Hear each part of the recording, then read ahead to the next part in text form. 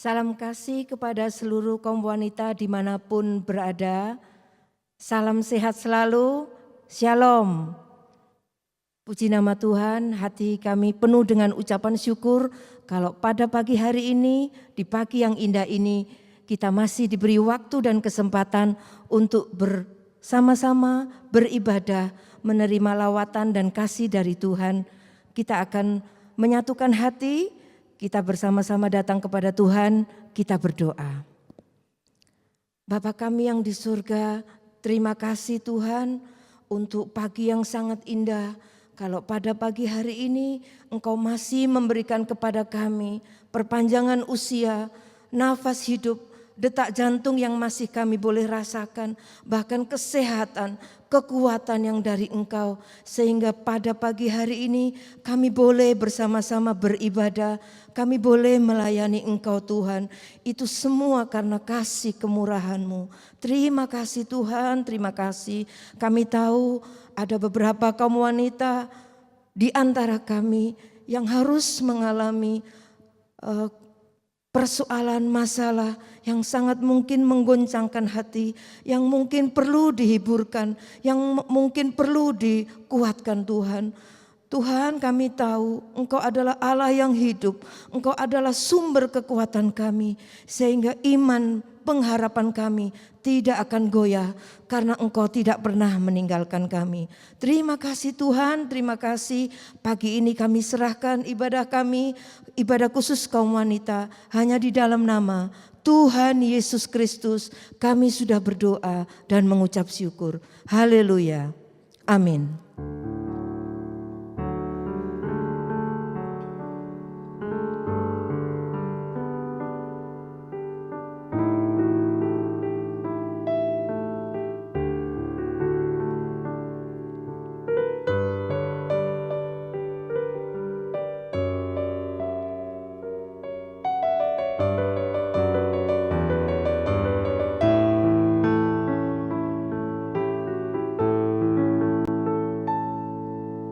Tiada pernah ku ragukan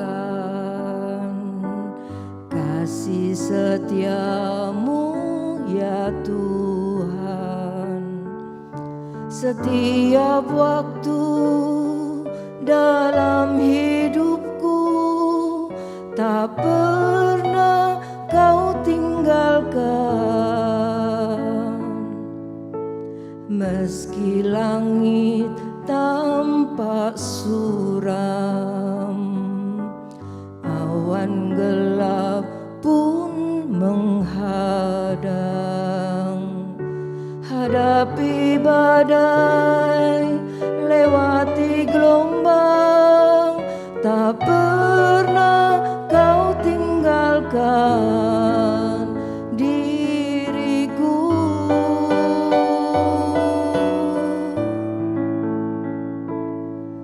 Walau 1000 rebah di sisiku, Kau tetaplah Allah penolongku.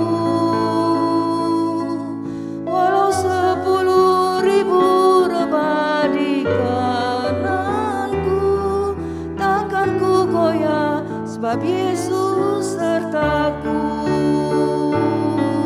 Walau 1000 rebah di sisiku, Kau tetaplah Allah penolongku. Walau 10.000 rebah di kananku, takkan ku goyah, sebab Yesus sertaku.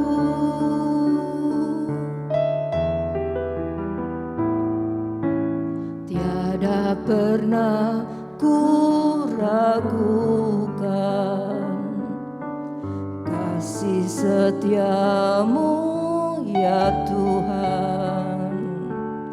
Setiap waktu dalam hidupku tak pernah Kau tinggalkan. Meski langit tampak suram, awan gelap pun menghadang, hadapi badai, lewati gelombang, tak pernah Kau tinggalkan diriku.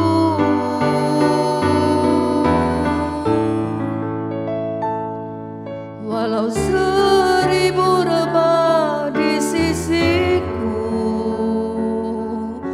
Kau tetaplah Allah penolongku.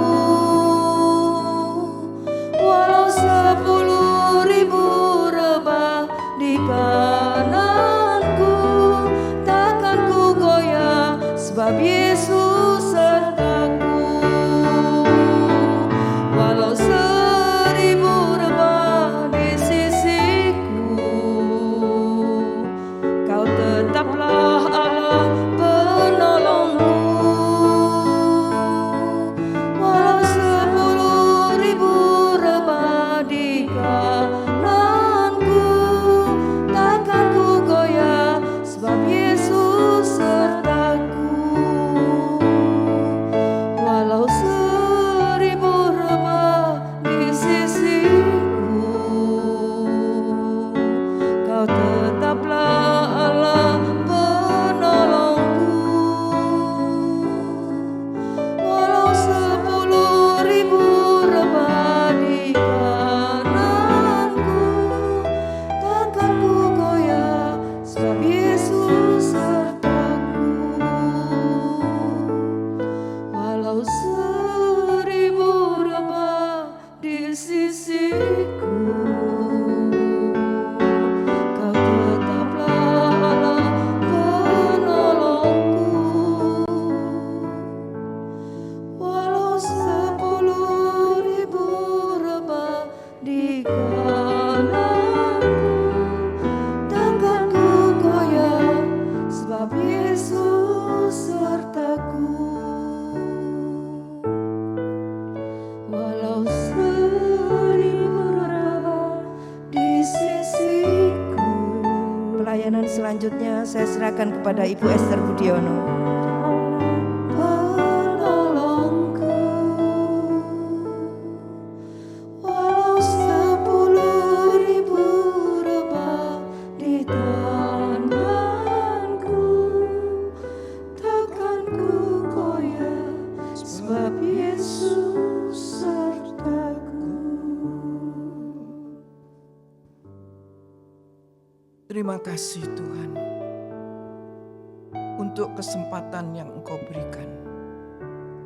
Terima kasih Tuhan untuk perpanjangan umur nafas hidup yang masih Engkau hembuskan dalam hidup kami masing-masing pada saat pagi hari ini. Dari para petugas yang terlibat dalam pelayanan, juga para wanita yang di luar sana, dimanapun mereka berada, dalam situasi kondisi apa saja Tuhan.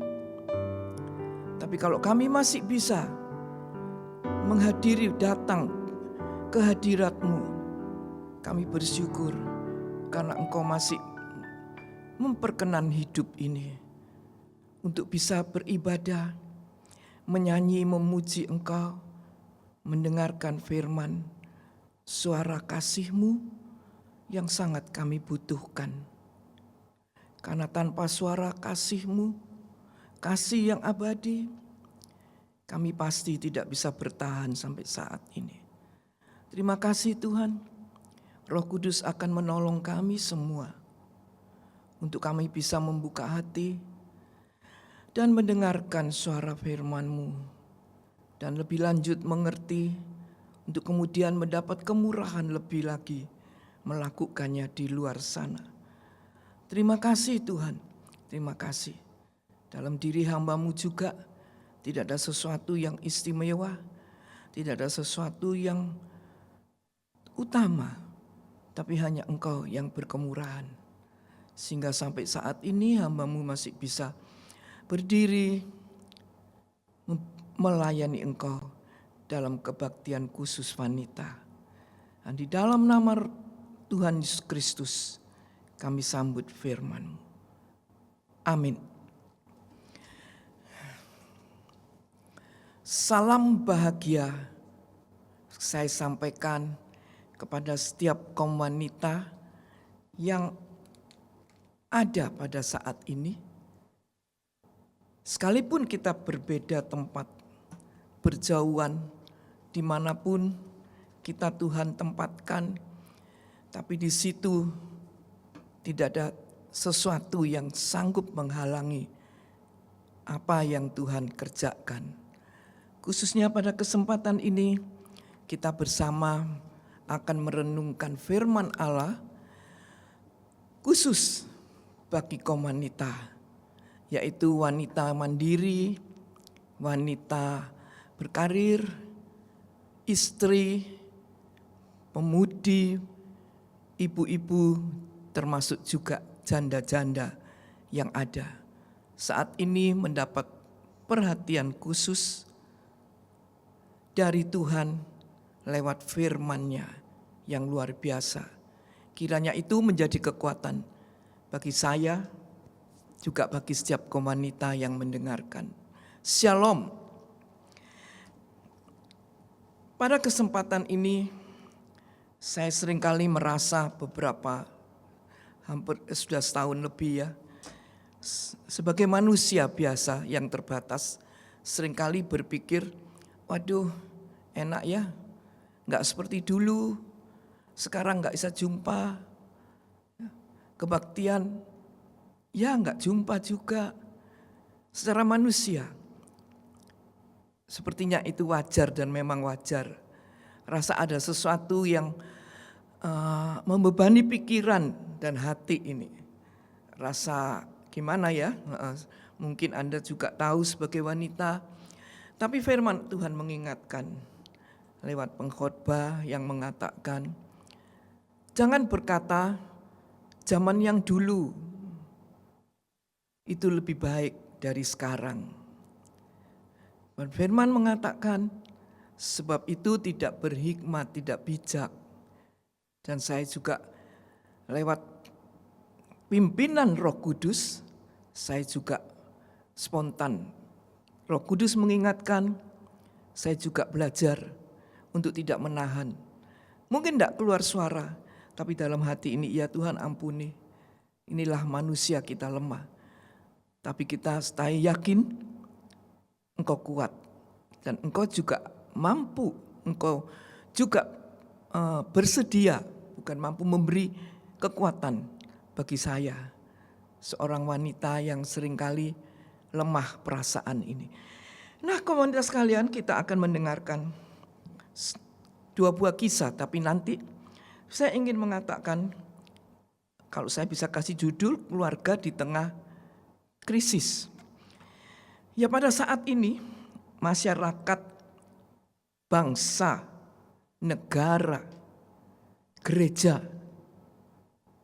dan keluarga kita benar-benar sedang berada di tengah-tengah krisis, dan krisis ini belum ada tanda-tanda akan selesai.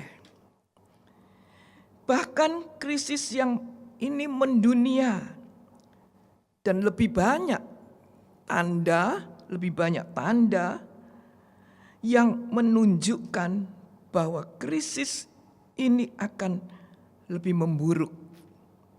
Sekarang kita khusus di Indonesia sudah ada PPKM yang dijadwalkan sampai mungkin tanggal 20. Tapi belum selesai, belum sampai tanggal 20 kita sudah mendengar, membaca akan diperpanjang sampai 10 Agustus. Nah, komunitas sekalian, lebih banyak tanda yang menunjukkan bahwa krisis akan lebih memburuk. Nah, hidup di dalam krisis memang merupakan sesuatu yang sama sekali tidak enak.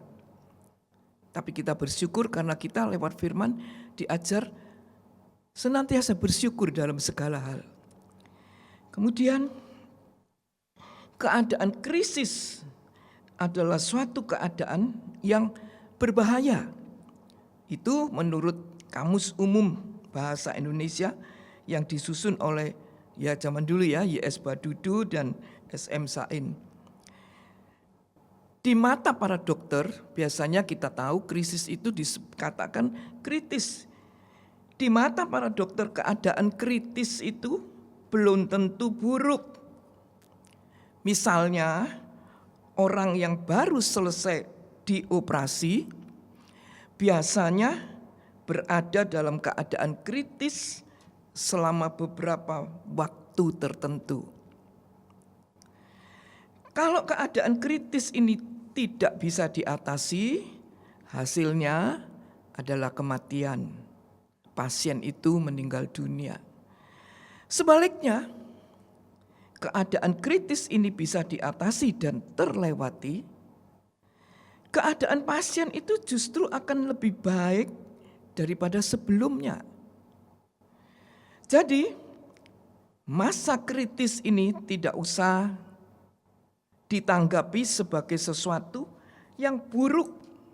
Memang ini sulit ya, karena seringkali kita menanggapi sesuatu itu sesuai dengan situasi keadaan yang ada. Tapi komunitas sekalian, memang keadaan kritis ini bisa memburuk.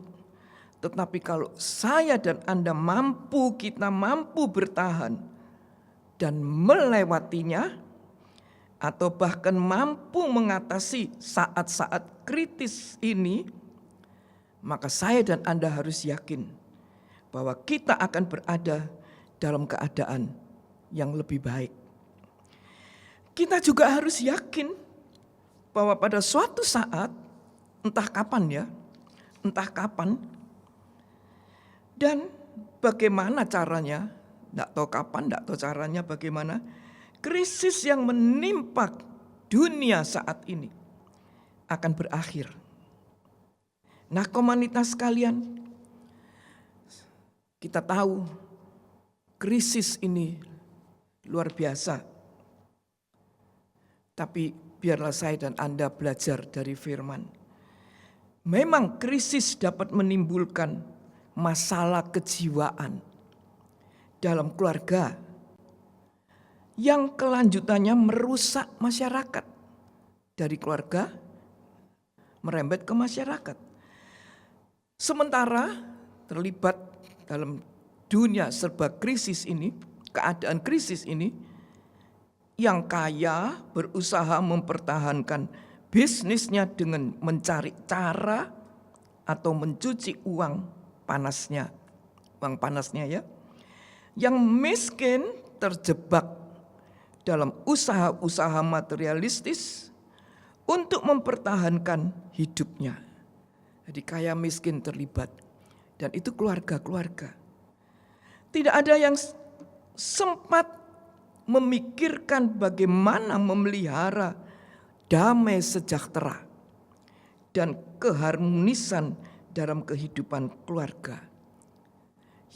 Kasih sayang antara suami, istri, dan juga orang tua dan anak pun mengalami krisis yang semakin mendalam karena kasih tidak sempat mendapat perhatian.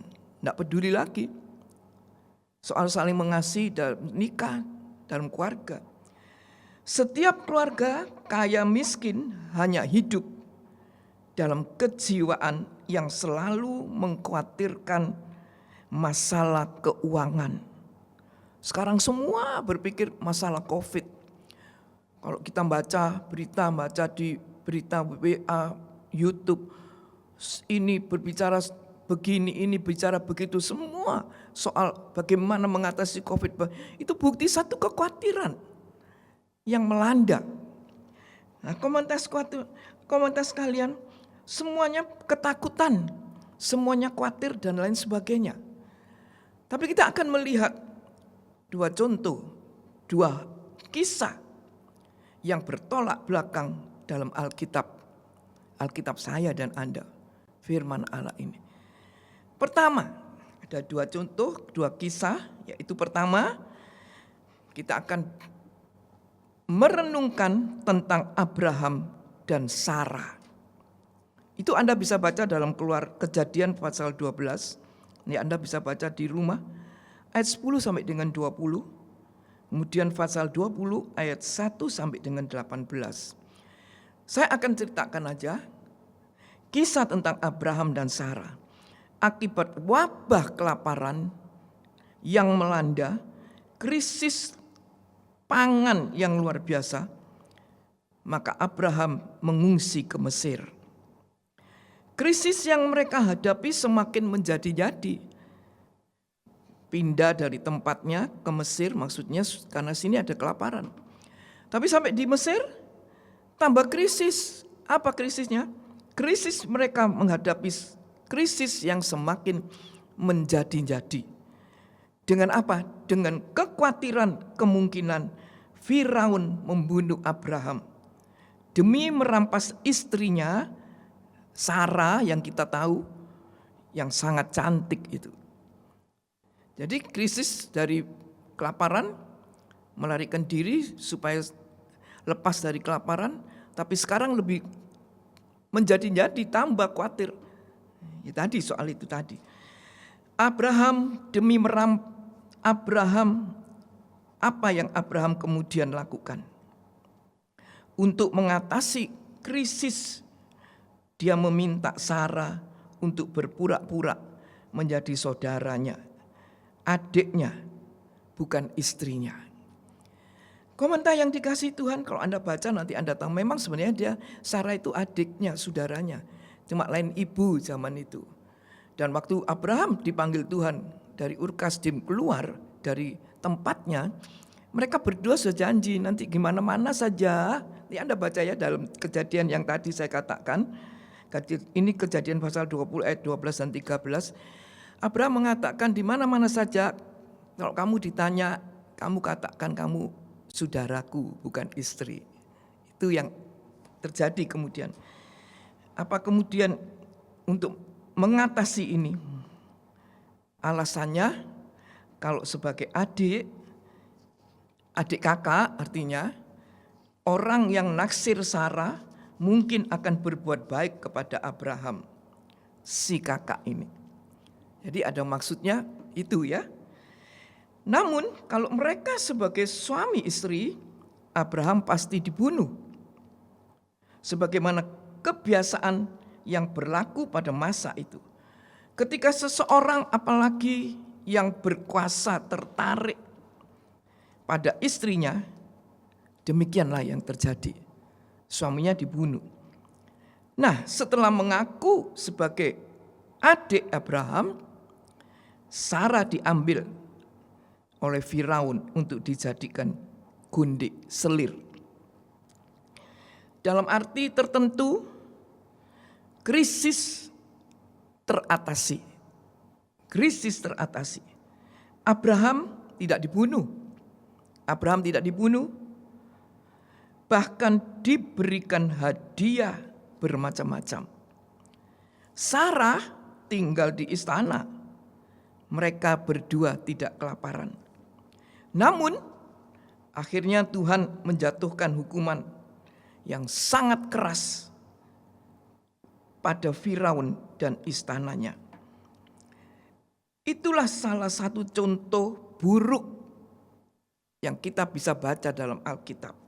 Bagaimana manusia hendak mengatasi krisis dengan tidak mempedulikan norma-norma lagi. Dalam kasus Abraham, ia bahkan bersedia menyerahkan istrinya kepada orang lain asal dia selamat. Komunitas sekalian, yang dilakukan Abraham ini seringkali masih terjadi hingga saat ini. Suami yang terpuruk dengan sangat terpuruk, terpaksa justru mendorong supaya istrinya melacur demi menafkahi keluarga. Atau yang lebih banyak lagi kasusnya, orang tua dengan sengaja menjual anaknya untuk mencukupi diri atau menjual diri atau mengemis demi keluarganya. Karena itu ibu-ibu punya anak, kita biarlah memerlukan ibu yang takut akan Tuhan.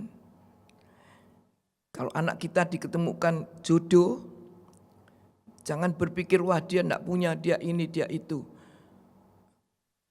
Lebih baik aku carikan anakku pasangan hidup calon yang sudah mapan. Jangan berpikir demikian.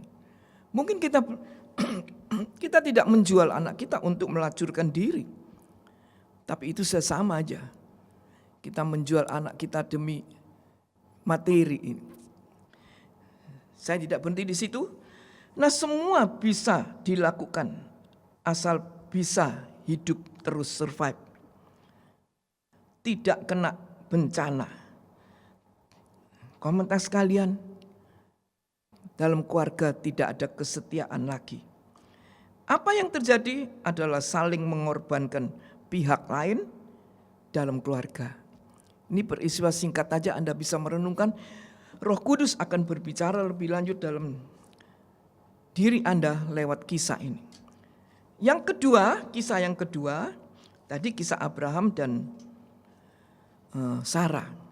Kisah yang kedua, kisah Naomi dan Rut. Itu terdapat dalam kitab Rut. Mereka juga mengalami krisis, bahkan dari satu krisis ke krisis yang lain. Ketika Bethlehem mengalami krisis kelaparan, Naomi sekeluarga mengungsi ke Moab. Itu Anda tahu, ada tetap tertulis langsung dalam kitab Rut pasal yang pertama. Dan tinggal di sana 10 tahun. Memang perut mereka kenyang. Tetapi Naomi mengalami krisis lagi. Suami dan anak-anaknya meninggal. Akibat krisis ini Naomi memutuskan untuk pulang ke Bethlehem. Itu Anda bisa baca dalam Rut pasal pertama ayat 6. Ada ayat yang menarik. Rut pasal pertama ayat 20 dan 21. Nanti kita akan baca mungkin. Makna hidup kisah Naomi ini saya bisa katakan mempunyai arti makna hidup berkeluarga. Karena itu jangan memberhalakan materi. Karena kehidupan berkeluarga jauh lebih berharga. Tak ada gunanya materi yang melimpah jika keluarga kita hancur atau lenyap. Coba kita baca aja pasal pertama kitab Rut. Ini luar biasa ya kitab Rut ini.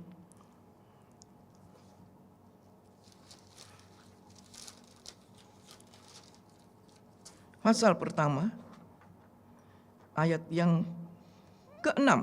Ini penting sekali untuk saya dan Anda. Kemudian berkemaslah ia dengan kedua menantunya, dan ia pulang dari daerah Moab, sebab di daerah Moab ia mendengar bahwa Tuhan telah memperhatikan umatnya dan memberikan makanan kepada mereka. Ya, terima kasih. Jadi, waktu itu Naomi mendengar bahwa Tuhan, dia mendengar bahwa Tuhan memperhatikan umatnya. Kasih Naomi pada keluarganya membuatnya memiliki harapan. Dan dia memutuskan untuk pulang. Dan itulah saat iman Naomi mekar sepertinya. Mekar merespon kebaikan Allah yang mulai dia sadari. Jadi kita baca ya ayatnya. Mendengar dari Moab suara Tuhan. Saat ini suara Tuhan kita dengarkan di mana saja Anda berada. Kiranya iman kita mulai terbuka, merespon. Jangan sampai iman kita tidak merespon ini. Dan Naomi waktu itu dia juga bersikap tidak egois terhadap kedua menantunya. Dia membebaskan Orpa dan Rut dari keterikatan dengan dia. Toh kedua anaknya telah tiada. Tindakan Orpa kita tahu pulang ke rumahnya itu sangat wajar menuruti ukuran dunia ini. Ia taat pada perintah mertuanya dan memang sudah tidak terikat dengan Naomi. Namun tindakan Rut melampaui itu. Karena itu komunitas sekalian, Rut melihat melampaui apa yang ia lihat dengan mata jasmani. Tapi Rut melampaui itu karena ia melihat dengan kacamata iman. Beda dengan Orpa, tapi kita tidak dengar lagi kisahnya tentang Orpa, kita tidak berbicara soal Orpa. Nah, komunitas kalian yang dikasihi Tuhan, Rut melihat dengan mata iman. Ayat 16 dan 17 coba kita baca lagi, Ibu Ira, ayat pasal pertama tadi. Ayat 16 dan 17. Tetapi kata Rut, janganlah desak aku meninggalkan engkau dan pulang dengan tidak mengikuti engkau. Sebab kemana engkau pergi, ke situ jugalah aku pergi. Dan di mana engkau bermalam, di situ jugalah aku bermalam. Bangsamulah bangsaku, dan Allahmulah Allahku. Di mana engkau mati, aku pun mati di sana. Dan di sanalah aku dikuburkan. Beginilah kiranya Tuhan menghukum aku, bahkan lebih lagi daripada itu, jikalau sesuatu apapun memisahkan aku dari engkau selain daripada maut. Ya, terima kasih. Nah ini komunitas kalian, Rut dia memandang dengan kacamata iman. Yang memandang dan dengan kacamata iman dan berpengharapan. Seperti yang Naomi lihat. Tidak sama seperti yang Naomi lihat. Ayat 11 dan 13 coba. Tetapi Naomi berkata, pulanglah anak-anakku, mengapakah kamu turut dengan aku? Bukankah tidak akan ada lagi anak laki-laki yang kulahirkan untuk dijadikan suamimu nanti? Pulanglah anak-anakku, pergilah, sebab sudah terlalu tua aku untuk bersuami. Seandainya pikirku ada harapan bagiku, dan sekalipun malam ini aku bersuami, bahkan sekalipun aku masih melahirkan anak laki-laki, masakan kamu menanti sampai mereka dewasa? Masakan karena itu kamu harus menahan diri dan tidak bersuami? Janganlah kiranya demikian anak-anakku, bukankah jauh lebih pahit yang aku alami daripada kamu, sebab tangan Tuhan teracung terhadap aku? Ya, terima kasih. Ini pandangan pikiran Naomi. Dia bukan Naomi lagi, dia rasa pahit. Tangan Tuhan menekan hidupnya. Nah, komunitas kalian, beda dengan Rut. Rut berpandangan beda dengan Naomi. Ini pandangan Naomi. Naomi merasa, tapi dia bertindak, itu baru mekar lagi imannya. Selama di Moab tentunya mungkin menghadapi masalah, sekalipun perut kenyang, tapi imannya sudah tidak berfungsi lagi. Iman Naomi menganggap Dia tidak berpengharapan. Seperti yang Naomi lihat, tidak ada harapan dalam hidupnya. Iman Naomi, imannya merupakan bergumul. Dia kembali dalam pergumulan yang berat. Bertumbuh mengatasi apa yang sedang ia rasakan. Itu Naomi waktu itu. Ayat 13b, ayat 20 tadi kita sudah baca ya. Anda ia berkata. Ya, ayat 20. Tetapi ia berkata kepada mereka, "Janganlah sebutkan aku Naomi, sebutkanlah aku Mara, sebab Yang Maha Kuasa telah melakukan banyak yang pahit kepadaku." Ya, terima kasih. Ini yang Naomi katakan. Ini yang Naomi lihat dalam dirinya. Ya, ini ayat 21 ya saya bacakan ya. Tadi seharusnya ada itu. Dengan tangan yang penuh aku pergi, tapi dengan tangan yang kosong Tuhan memulangkan aku. Mengapakah kamu menyebutkan aku Naomi? Karena Tuhan telah naik saksi menentang aku, dan Yang Maha Kuasa telah mendatangkan malapetaka kepadaku. Ini Naomi. Beda dengan pandangan matanya Rut. Jadi iman Rut itu polos. Dia mau pergi ikut sampai Allahnya juga dia mau. Sudah tanpa pamrih apa-apa. Iman Naomi juga mau tapi dalam pergumulan. Seringkali kita beriman tapi kita bergumul. Bergumul luar biasa. Komentar sekalian, tapi iman Rut polos. Sekalipun dengan kematian anak laki-laki Naomi, Rut dibebaskan dan kewajibannya untuk tetap bersama Naomi.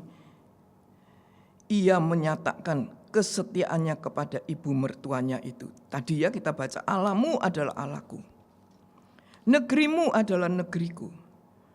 Dimanapun engkau dikubur, di situ pun aku akan dikubur. Turut tadi berkata demikian. Tidak ada yang dia lihat. Naomi sudah mengatakan, tidak mungkin aku, sekarang pun aku nikah lagi, masa kamu mau nunggu sampai dewasa anakku? Itu Naomi. Dalam pergumulan. Dia bukan tidak beriman, tadi sudah bertindak, mendengar, dia langsung bertindak.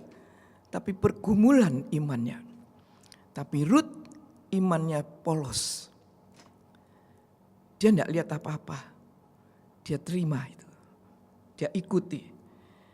Nah, komentar sekalian, pasal pertama kitab Rut diakhiri dengan simbolisme yang sangat indah.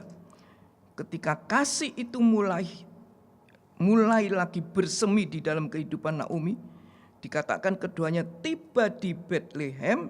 Itu kita sudah baca ya, ayat yang biasa membaca dan tahu, saya katakan aja. Mereka tiba di Bethlehem saat musim menuai jelai. Nah, komunitas kalian yang dikasihi Tuhan, ini luar biasa sekali firman Allah. 2 contoh diberikan kepada saya dan Anda pagi hari ini. Maka di situ kita lihat, itulah merupakan simbol harapan, lambang. Pola kitab Rut adalah mulai nilai kekeluargaan, kasih sayang, dan kesetiaan menjadi sangat sentral, fokus. Berbeda dengan pada kisah Abraham dan Sarah. Maka komentar sekalian, biarlah masa krisis saat ini menjadikan saya dan Anda, kita sekeluarga, keluarga jasmani, sampai terus berkembang pada keluarga Allah. Menjadikan saya dan Anda sebagai keluarga yang lebih bersatu. Lebih bersatu, bukan seperti tadi saling cari keuntungan, saling memanfaatkan satu dengan yang lain untuk cari keuntungan sendiri. Tapi lebih bersatu dan saling menopang. Dan ini kita baca ayatnya, pesan Rasul Paulus. Bertolong-tolonganlah, Galatia, kita baca aja, Galatia pasal 6, surat Galatia pasal 6,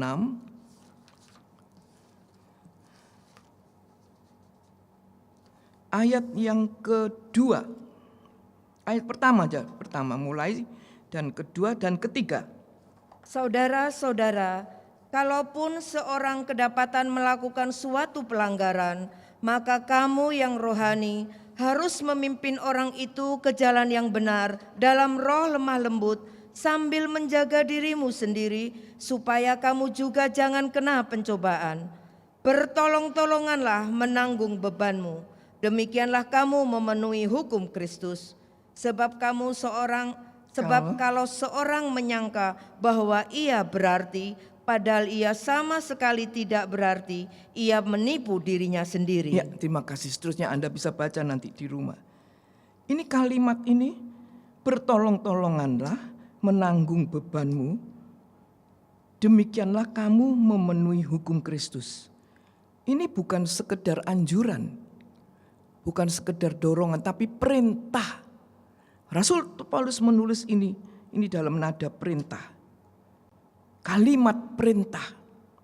Gereja seharusnya, kaum wanita Kristen saya katakan pribadi, tapi gereja lebih luas. Keluarga Kristen seharusnya menjadi wadah kasih persaudaraan, tempat menampung kasih persaudaraan, diwujudkan, kasih persaudaraan dinyatakan, diwujudkan.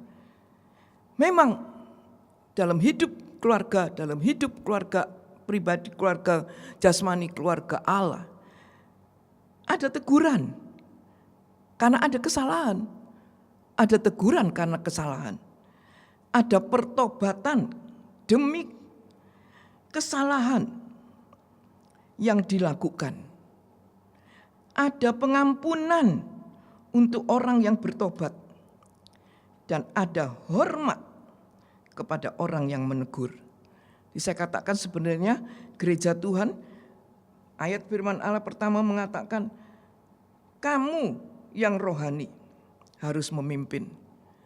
Jadi kalau saya dan Anda ini sebagai pimpinan-pimpinan, tokoh-tokoh penting dalam sebuah gereja, saya katakan dalam sebuah gereja pelayanan rohani, maka kita ini dikatakan yang rohani, maka memang dalam sebuah gereja, dalam sebuah rumah tangga, dalam sebuah perkumpulan apa saja, pasti ada kesalahan.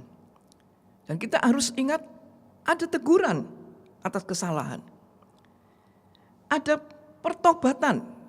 Kalau salah ditegur bertobat. Yang dilakukan, kesalahan yang dilakukan ada pertobatan. Kemudian bukan cuma ditegur, tapi ada pengampunan untuk orang yang bertobat. Dan ada hormat kepada orang yang menegur. Tidak sakit hati. Ditegur karena kita salah. Kita mau belajar bertobat. Tapi kelanjutannya kita mau, yang menegur mau mengampuni, yang ditegur mau menghormati. Ini luar biasa sekali ayat ini. Dan ayat 2 mengatakan bertolong-tolonganlah. Nah nanti ya kita, tapi kita lihat ayat yang ketiga. Sebab kalau seorang menyangka bahwa ia berarti, padahal ia sama sekali tidak berarti, ia menipu diri sendiri. Jadi kalau saya dan Anda dikatakan orang rohani, tapi kita menegur orang, kita tidak bisa mengampuni. Kita ditegur orang, kita tidak mau terima. Kita tidak menghormati orang yang menegur. Karena merasa diri lebih hebat, berarti, tapi sebenarnya sama sekali tidak berarti.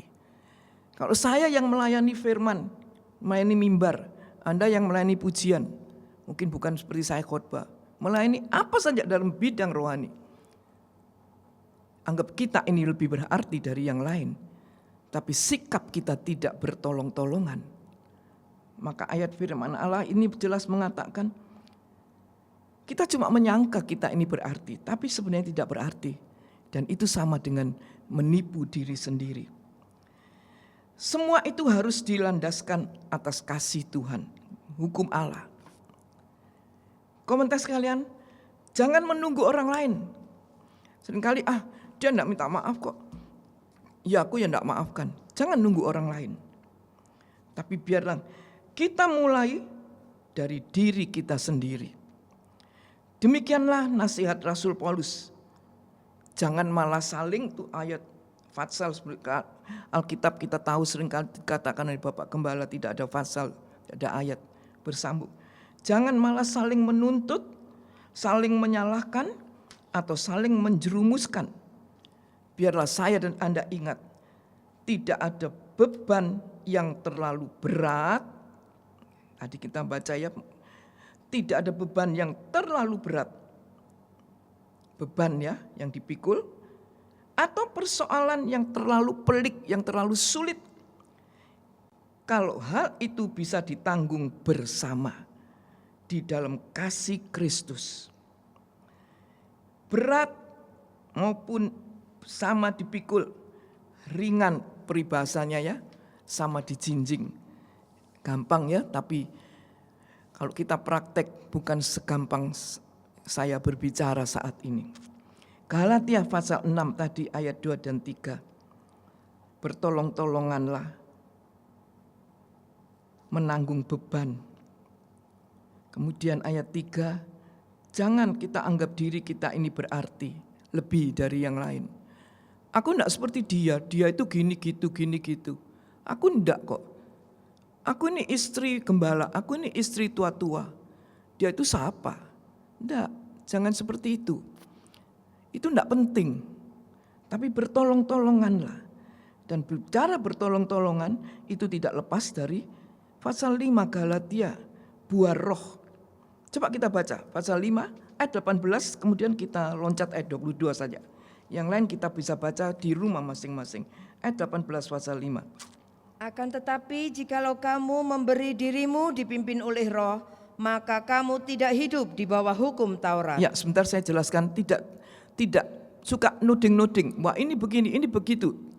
Jarinya cuma nuduh-nuduh aja, atau kita tidak bisa berbuat sesuatu, semua hukum-hukum. Tapi kemudian ayat 20, kita loncat aja ayat yang ke 22, ya. Tetapi buah roh ialah kasih, sukacita, damai sejahtera, kesabaran, kemurahan, kebaikan, kesetiaan, kelemah lembutan, penguasaan diri. Tidak ada hukum yang menentang hal-hal itu. Ya, terima kasih. Jadi bertolong-tolongan ini bukan sekedar, itu bagus. Kita membantu sandang pangan seseorang, kekurangan saat ini, obat-obatan dan lain sebagainya. Itu sangat tepat, itu sangat dianjurkan. Tapi lebih dari itu, ini kaitannya dengan bertolong-tolongan kalau ada yang tidak rohani. Yang rohani ini yang menolong. Jadi mungkin dalam nikah itu suami itu kurang rohani. Mungkin suami itu pernah selingkuh. Mungkin suami itu pernah korupsi. Mungkin suami itu pernah menyembunyikan uang terhadap istrinya. Banyak hal. Maka istri yang rohani lewat buah roh ini. Buah roh itu nyata dalam hidupnya. Dikatakan di sini dengan melakukan pelanggaran, maka kamu yang rohani harus memimpin orang itu ke jalan yang benar dalam roh lemah lembut. Itu buah-buah roh. Buah roh yang ada. Jadi kalau saya dan Anda melihat dalam gereja kita ada sesuatu yang tidak baik dalam pribadi seseorang, maka kita belajar untuk menanggung bebannya, menolongnya, menegur. Kalau ditegur tidak mau, sudah, kita tidak perlu kecewa dan tidak perlu akan mempergunjingkan kekurangan seseorang. Makanya saya belajar setelah dari awal pelayanan di Papua, kalau ada ibu-ibu mau bicara soal nikahnya dan dia bicara soal suaminya, saya bilang jangan. Saya tidak mau dengar, kamu pulang saya tidak mau mendengarkan kamu cerita soal kejelekan suamimu, karena itu membuat kamu tambah emosi, tambah tidak suka.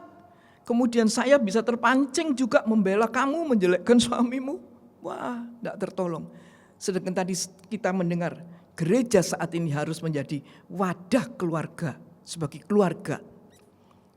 Belajar dari keluarga kecil di dalam rumah tangga. Kalau ada yang salah, tegur. Yang ditegur bertobat. Yang ditegur belajar menghormati yang menegur, bukan sakit hati. Ini firman Allah memang lengkap dan luar biasa sekali. Komunitas kalian yang dikasihi Tuhan, kesatuan orang percaya sebenarnya, kesatuan orang beriman ini bagaikan kesatuan sebuah keluarga. Jadi keluarga kita ini ada beberapa unsur di dalamnya yang memang berinteraksi dan menciptakan berbagai suasana dalam keluarga ya. Ada sukacita, ada saling membangun, ada saling mengasihi. Nah, mari saya dan Anda menengok ke dalam kehidupan kita sebagai gereja Tuhan, keluarga Allah.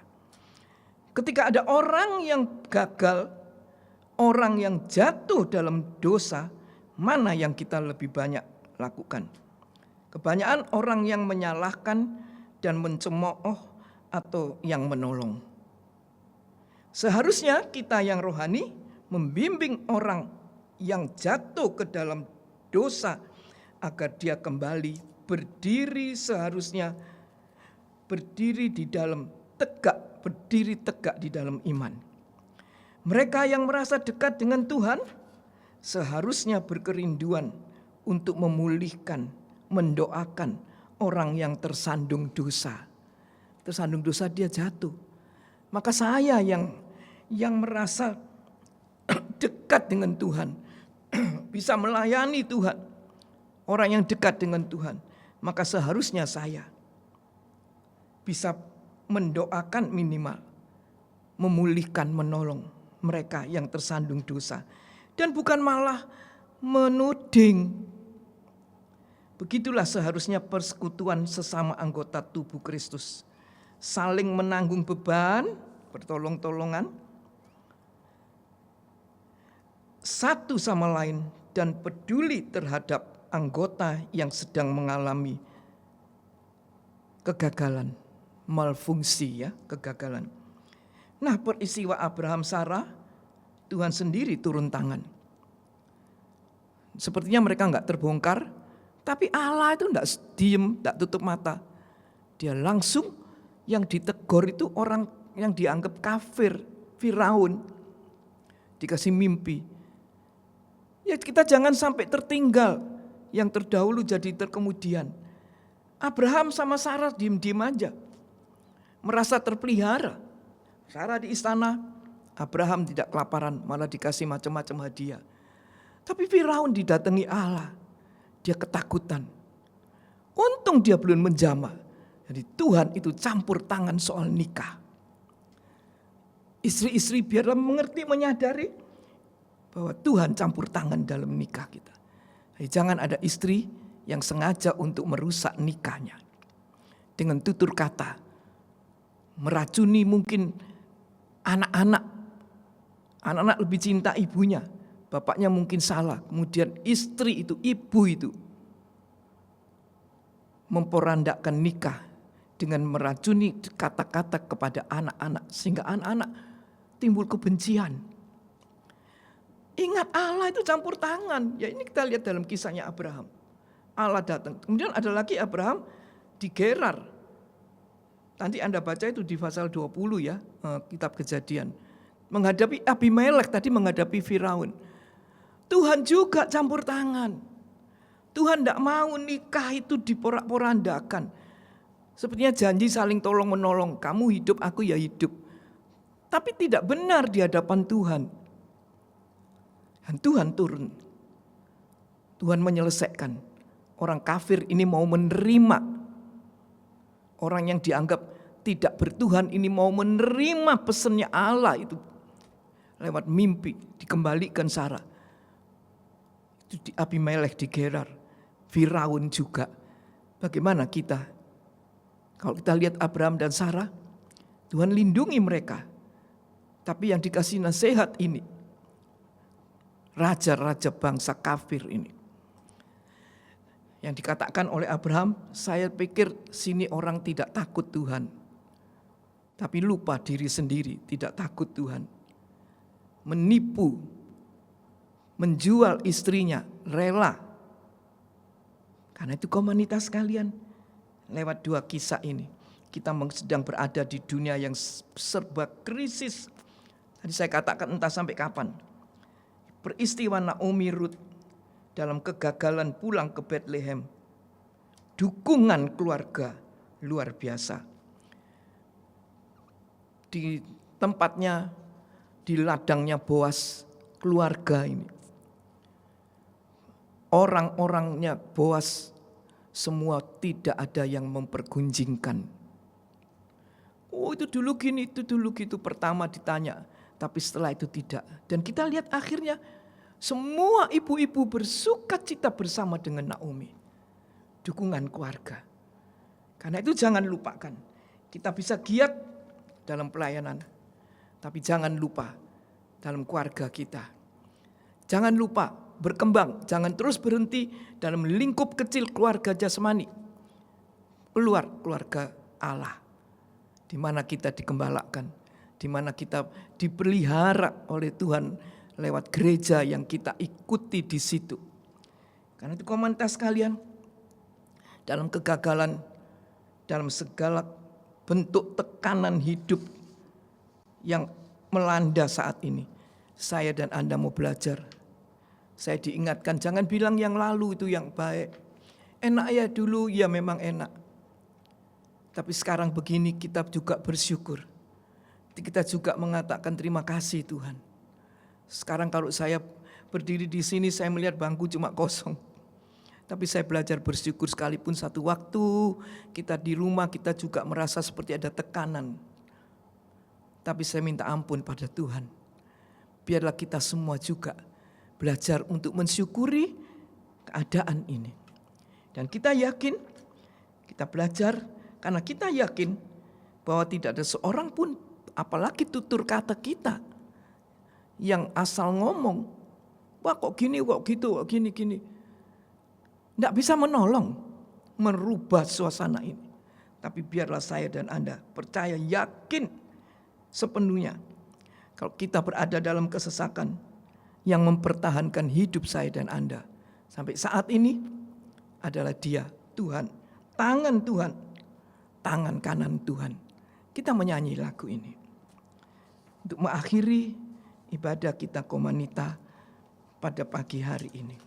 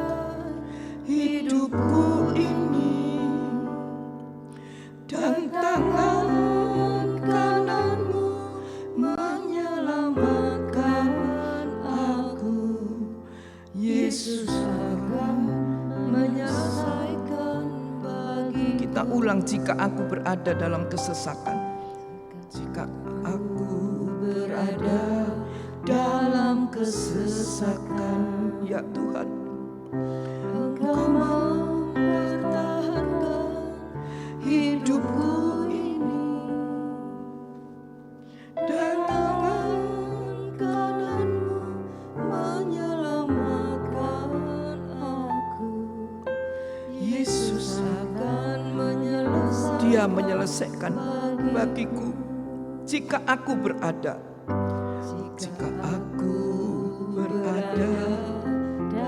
ya Tuhan, terima kasih. Engkau mempertahankan hidupku ini. Yesus, terima kasih Tuhan. Dan tangan kananmu menyelamatkan aku. Yesus akan menyelesaikan bagiku. Ku bersyukur.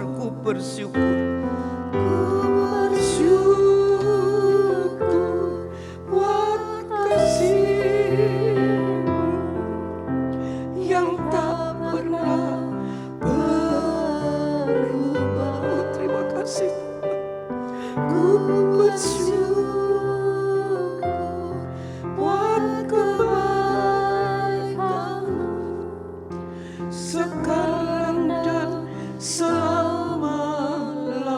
kita ulang. Ku bersyukur, refren.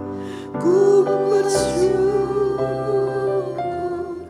buat kasih-Mu yang tak pernah berubah. Ya Yesus, terima kasih.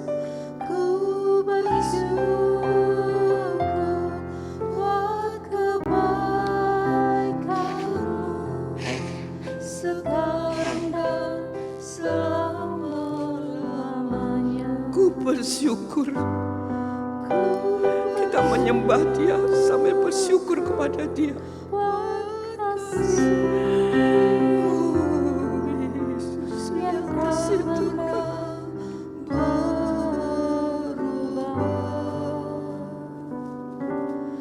Ku bersyukur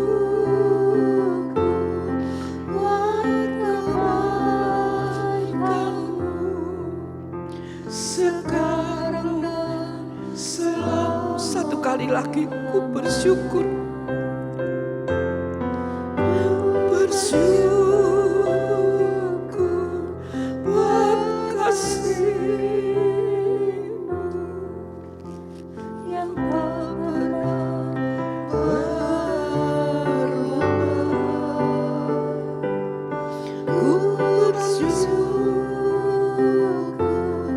buat kebaikan-Mu sekarang dan selama-lamanya. Terima kasih Tuhan. Engkau sangat mengasihi kami, sekelompok kecil kaum wanita yang lemah ini.